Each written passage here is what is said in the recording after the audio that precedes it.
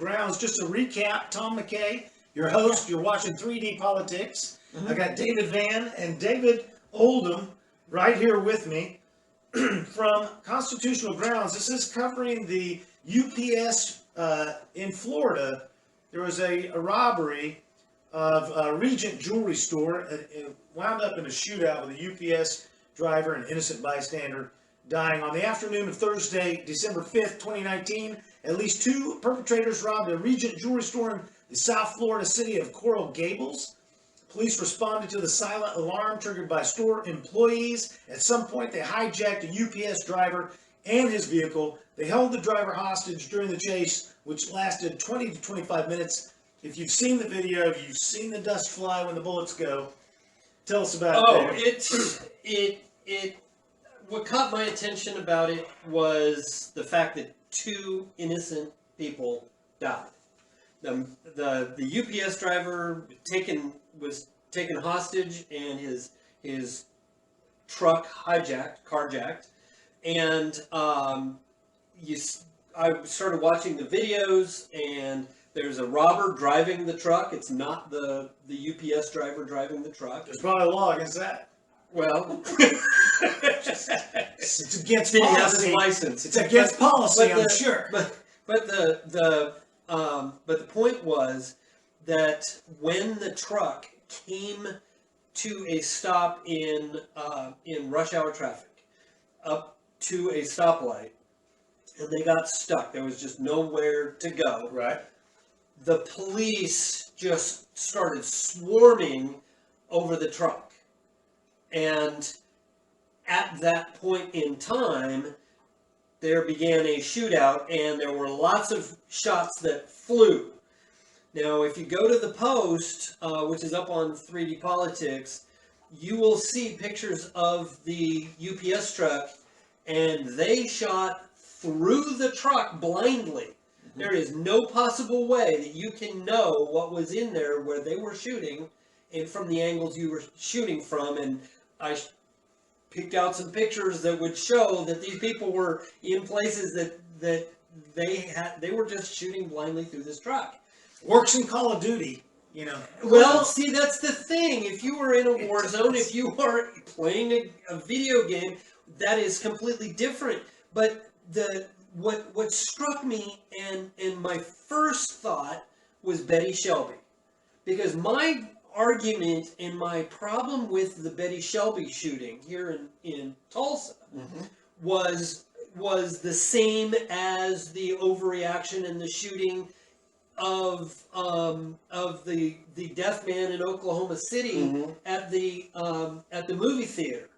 Was these guys came in and, using bad tactics and bad judgment, ended up killing people who otherwise wouldn't be dead, and who were not afforded their 4th and 5th Amendment rights protections. Right.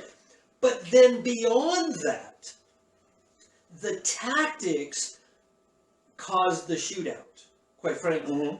Definitely. Now, because now that do not you're in favor of robbery as condoning the robbers. Sure. The robbers had no say in it, no part in this. Yeah. But what you see, and you see this especially in California, where they have deliberately they stop a great distance behind everything. Yeah.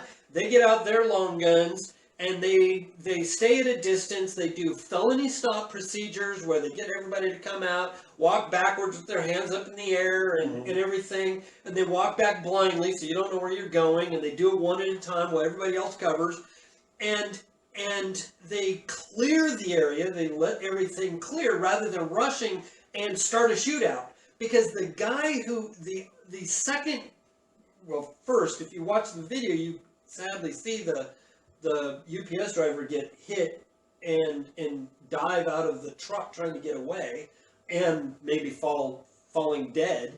But the point is that there's that, but the other guy is in one of the cars. You can see in the aerial photos, you can see all these black cars, and one of those black cars was this poor man who was ultimately killed. And in one of the videos, it shows a video taken from a cell phone, and all of a sudden the picture goes wonky. It's because this man's car comes in and crashes into theirs. Okay, but I'm a little confused here. Sure. Your narrative, sure you're confused. Well, no. You're David Van, of course you are. But my question, okay, how many villains, shall I say, were involved in this? Was it just a lone hijacker? Or there were two robbers that hijacked the truck. Okay. And you're saying one of those robbers then followed in another car? No. There were to my knowledge there were two robbers total. Mm-hmm. The whole time. They both they left in their own truck or a stolen truck or whatever. For whatever reason, they switched to this UPS truck. Gotcha. They hijacked the UPS truck. Okay. At that point, they they were being followed by police. You're right. Both robbers are now in the UPS truck. UPS truck. And they come to this stop. Police start storming. Okay. At the point they came to the stop, immediately did the actual UPS employee get out then? He's being held hostage. No, he's being held hostage. Okay. From everything we can tell, he wasn't free to leave. Okay, and you're saying then when that shootout started, the hostage was in the truck, but they were just blindly shooting into the truck? Yes. The police were? Yes. Okay. I'm going to compare this to a scenario in northern Tulsa that happened about 4 years ago with a mentally ill man named Josh Beret that the judge had given an order to detain for psychiatric evaluation. Okay. And in the county and the city cops kind of screwed this thing up. And Josh just wanted to be left alone. He was dealing with a psychotic paranoia.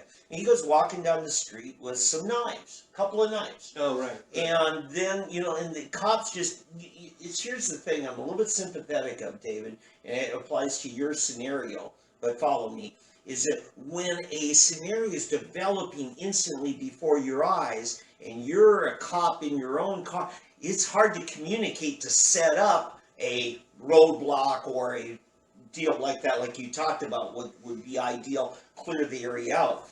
And so when I watched with Josh Beret's situation, they're calling in for backup, and every cop car just shows up 15 seconds too late to end this peacefully. And finally, I see the dash cam of a cop pulling up, and Josh is walking in front of this convenience store, and he gets out, he yells, and Josh Beret turns around, and he's like, I got my knives, right? And then he walks into the convenience store. What does the cop do then?